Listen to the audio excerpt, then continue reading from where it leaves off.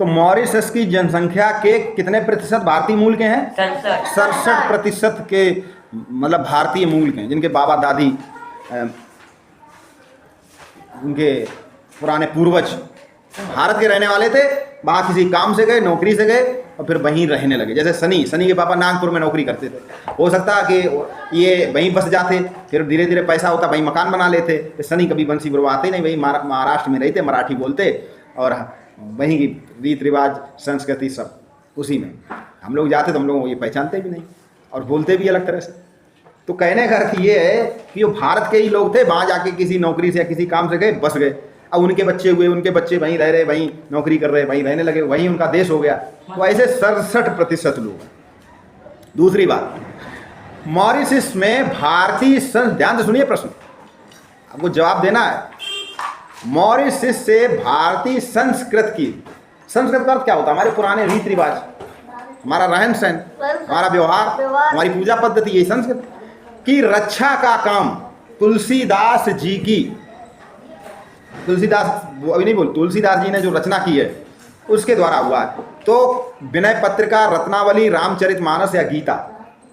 रामचरितमानस, जिसमें जो अवधी भाषा में है, दोहों और चौपाई के माध्यम से, वो उसने संस्कृत की रक्षा की। कैसे की? वो पढ़ते हैं, उनके बच्चे पढ़ रहे हैं, उससे उनका जुड़ाव रहा। अब हमारे पिताजी रामचरितमानस पढ़ते हैं, ये बेर में हिला रहे हैं, और हम भी रामचरितमानस पढ़ते हैं, तो हम भी वही करेंगे जो वो करते थे, वही संस्कृत अपनाएंगे।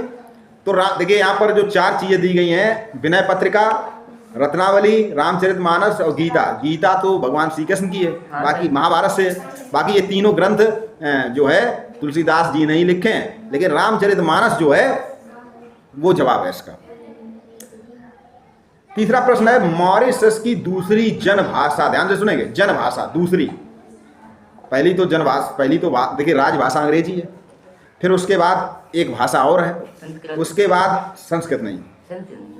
जनभाषा कौन सी सबसे ज्यादा जो बोली जाती है दूसरे नंबर पे? 4 ऑप्शन दे रहा हूँ, भोजपुरी, अंग्रेजी, क्रेओल, फ्रेंच। भोजपुरी।